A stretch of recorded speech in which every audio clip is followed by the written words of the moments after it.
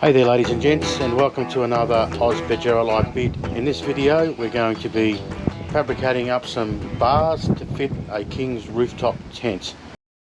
So here's the tent in question as well. It's just your your King's fold up tent. It's not one of those quickie ones. So I managed to pick up this RHS. So it's 25 by 75 by 2mm thick. Deal set up here on the table here. So just the two, so they're parallel with each other, and I've squared them off, and that's about the height that it's got to be. The top of the trailer, I'm just using this as a straight edge, so don't get confused. This is the top here, this is the 900, this is from 900 from here over to here, so that's going to come down across here like so, and the same thing will happen over this side. With the aid of this, I've set the angle. I'm just going to cut out the these pieces here, or cut through there.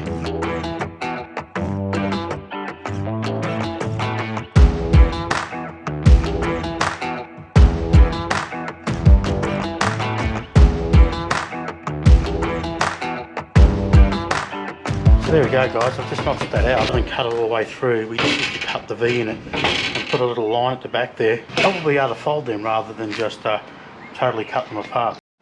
Here's the two pieces in question. I've just tacked them up and ready to cut the angle and weld it up on the trailer. So a bit more progress on the trailer racks for the tent. They're all bolted up. I bolted them up on the inside because those holes, this is scrap angle, those holes are already in there. I'm actually going to weld some 50mm flat bar, flat here, down there like that, just to guss it. So I'm going to weld it in here, so it might have been a bit difficult to get a bolt in there. I'm also going to weld a bit of 50mm in across here like that, just to also strengthen up those corners. So I'll just measure up the flat here. So that's how I'm doing the bracing. I'm just got that 50mm flat. Probably it for tonight because I've run out of cutting discs.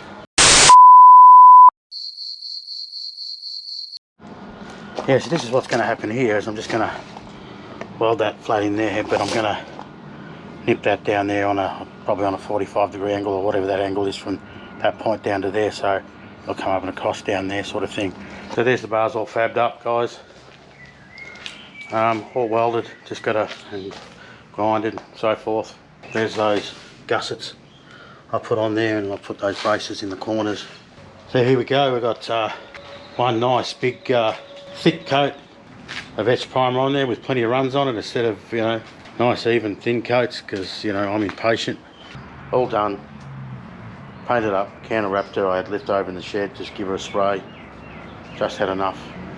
So this is pretty much how the bars mount up guys. So just the two legs there, just going across with all the bracing in it and so forth. Now just try and, don't have any help, so I'll try and struggle this on by myself, see if I can lift it up and over the top without giving myself a hernia or doing my back. So essentially that's it guys, that's the tent on. So I've just got to button it down. The brackets need a bit of adjusting. In hindsight guys, I probably would have been better off welding some tabs onto these. And I did think about it probably just after I'd finished putting the Raptor coat on. Rather than go back and undo all the Raptor coat again and grind it off and weld tabs on, and I probably could. It's a little higher than I thought it would. I would have liked it just to have been a little bit lower. Having said that, the height of that sits still well below the height of that. I think I might have to get myself a new cover for this thing. Looks a bit tatty, so I don't know if you can buy them, whether you can get them from King's or not. I don't know if you can see that properly, but I love the way the Raptor coat comes out. I just love Raptor coat. Yeah, one of the comments I had was to Raptor coat the whole trailer, and you know what? At the time I said, look, too expensive, but geez, I tell you what, it comes up grouse. I mean, this would come up $1 million. Yeah, so there we go. So I've just notched those brackets out, just tucked them in. Look, I get it. Don't bag me for it. I know it's not optimum. I've actually taken a bit out, so I've weakened those little pieces of flat bar out. I know, I'll come up with a different idea. I might come up with just a little L bracket here, drill straight through here, and just one bolt through the middle, maybe a bigger bolt. So if you're wondering, I've moved it ever so slightly forward of the racking, just an afterthought, just to maybe keep the weight more over this triangle in this area a little bit. That's it, all buttoned up and ready to take out on the tracks and camping.